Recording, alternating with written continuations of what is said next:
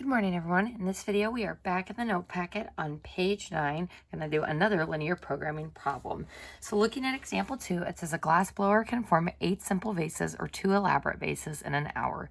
In a work shift of no more than 8 hours, the worker must form at least 40 vases. Now, in this problem, we're given some guidance on how to define our variables and also how to write our objective function.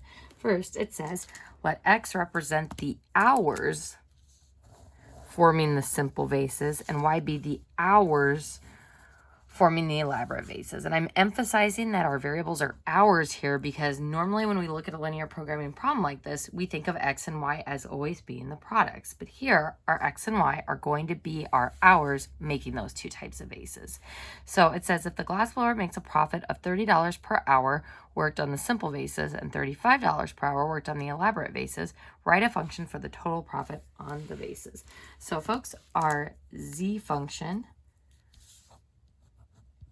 is going to be equal to $30 per the hours on the simple ones and then $35 per hours on the elaborate ones. So there is our objective function, and because we are trying to make a profit, and if we read down below we also can see that it says we are going to try to maximize profit, I'm going to go ahead and write max by it. So trying to maximize our profit here. Number 3 says write a system of inequalities involving the time spent on each type of vase. So this is where we start looking for our totals and writing our inequalities in terms of the units. So let's start with our first inequality. It says that a glass blower can form 8 simple vases or 2 elaborate vases in an hour. And in a work shift of no more than 8 hours, the worker must form at least 40 vases. All right, folks, so what totals do we have here? We've got a work shift of no more than 8 hours. So if it's no more than 8, can we do 9? No. Can we do 10? No. We can do 8 or less. So in inequality form, that will be less than or equal to 8 hours. So if my unit is hours for my total, what do I have representing hours in this problem? We've got x representing hours for the simple and y being hours for the elaborate. So x plus y is less than or equal to 8. So that is my first inequality, all in terms of hours. What other totals do we have? It says the worker must form at least 40 vases. So inequality number 2, at least 40 means 40 or more. So greater than or equal to 40 vases. Now this one's a little bit tricky in terms of the units. So 8 simple vases per hour, 2 elaborate vases per hour.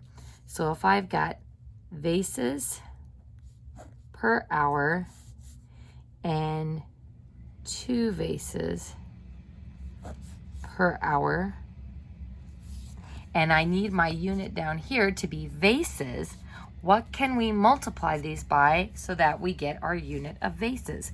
We can multiply them by the number of hours. So 8 vases per hour, 2 vases per hour, and if I multiply both of those times hours, that will leave us with that unit of vases. So this is going to help us with inequality number 2 because we have 8 vases per hour, and what we have representing hours in this problem is our variable x. So hours spent on the simple vases.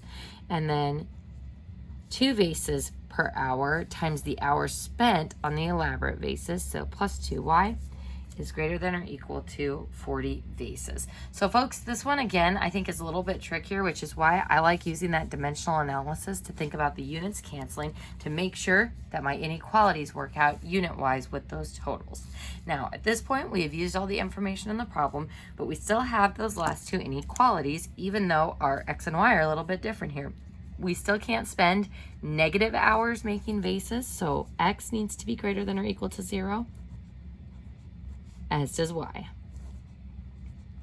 So I can still spend 0 hours making something. We just can't spend negative time. All right, folks, so those are going to be our 4 inequalities. So let's go ahead and start making our table of values. And luckily for us, we already have a scale chosen for us on this graph, but we're gonna go ahead and use the cover-up method to find our x and our y intercepts. So let's go ahead and start with inequality number 1. So this one is in standard form. So if I use the cover-up method and put a 0 in for y by covering it up, then x is equal to 8. So 8, 0 for x-intercept. Then if I cover up my x with a 0, then y is also equal to 8. Easy enough. Now for our table number 2, we have 8x plus 2y greater than or equal to 40. So it is in standard form. And if you wanted to, folks, you could divide by 2 first, but it doesn't make it that much harder with standard form on this one since all of our items are even. So if I cover up my y variable, then 8x equals 40, x equals 5.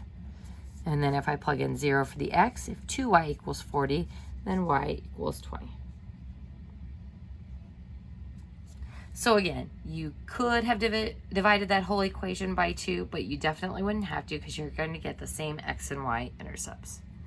All right, so for inequality number 3 and 4, this is a solo x equation. So this is going to be vertical line. This is a solo y equation, so that will be a horizontal line. All right, folks, so let's go ahead and plot these points. So if each of these tick marks goes by 2, 2, 4, 6, 8, 10, 8, 0 will be here, and 0, 8 will be there.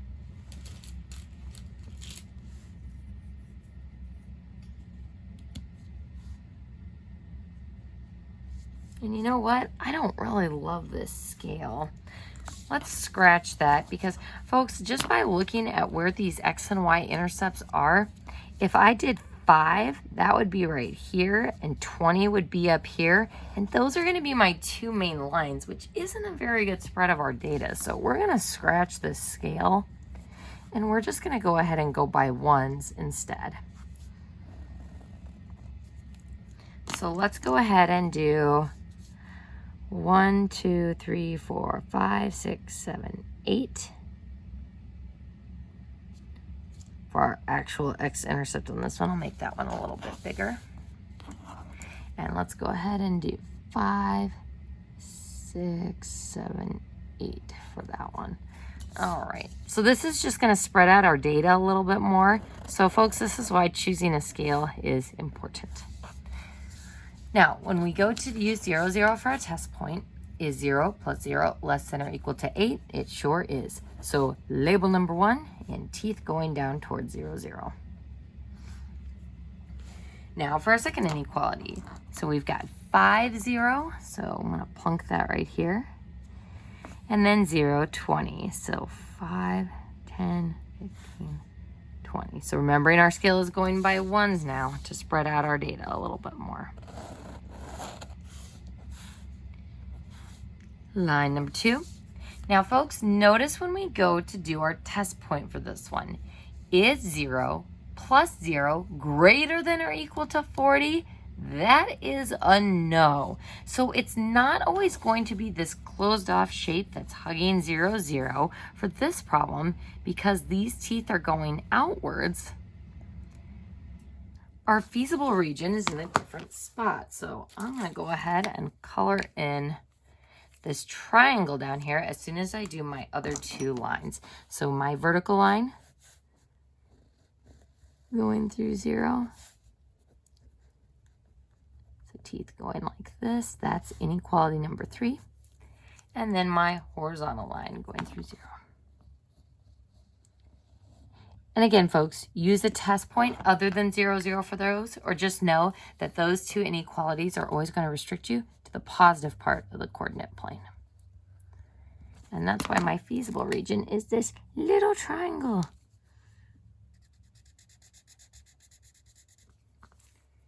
Now, do we know the vertices of that feasible region? Well, let's see what we can determine from looking at our labels and our graph. So this point right here, That is the x-intercept of the second line. So going to my table, my x-intercept of that second line would be 5, 0. So there's vertex number 1. Vertex number 2 is the x-intercept of the first line. So that would be 8, 0. Now, this vertex, this is what we're going to call one of those sketchy vertices that we are going to want to solve for using elimination or substitution. So again, folks, anytime you have a point that's not on the axis, even though this is on a grid, even though I used a ruler, I'm still always going to verify those sketchy vertex points. So this point is the intersection of line 1 and line 2. So line 1 is x plus y equals 8. And remember, we get to use equal sign because we are solving for the intersection point and we're not concerned with the shading here. And then my second equation is 8x plus 2y equals 40. Now, if I were choosing a way to solve this one, you could either do substitution or elimination. I'm in an elimination mood, so I'm just going to go ahead and multiply that first equation by -1. So if I make that new equation 1, that will be -2x, -2y, and -16. Adding those equations together, we would get 6x, goodbye y's, and then equals 24. All right, so then from here, x is equal to 4.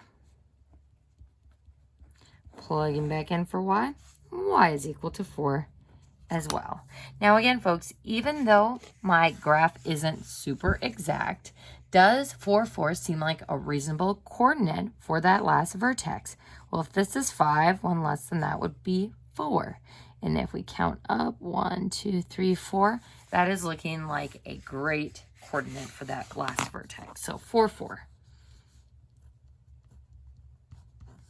All right, folks, so those are our vertex points. So now we are going to plug each of those into our objective function. So 30x plus 35y.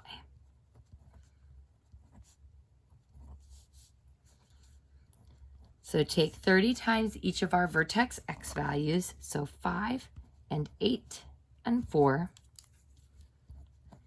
and then 35 times each of those y values. So 0 and 0 and 4. And when we simplify those, that gives us $150. And this gives us $240, getting bigger. And then the last one gives us $260. So because we are trying to maximize our profit, this data is going to be our maximum. So how do we write our final answer in the context of the problem? Well, 4, 4 is our x and our y. And remember, folks, we need to be specific when we are writing our answer in terms of the units, because x and y are not the vases. It's the hours spent making those specific types of vases. So, we have to be very careful with our wording when we write the final answer. So I would state this as a max profit of $260. So we're stating that we maximized. Our unit is the profit and in terms of money. And then now we write it in the context of our problem by spending 4 hours on simple vases and 4 hours on the elaborate ones.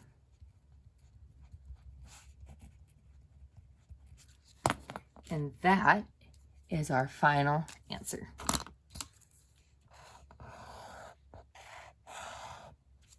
And that concludes page 9 of the notes.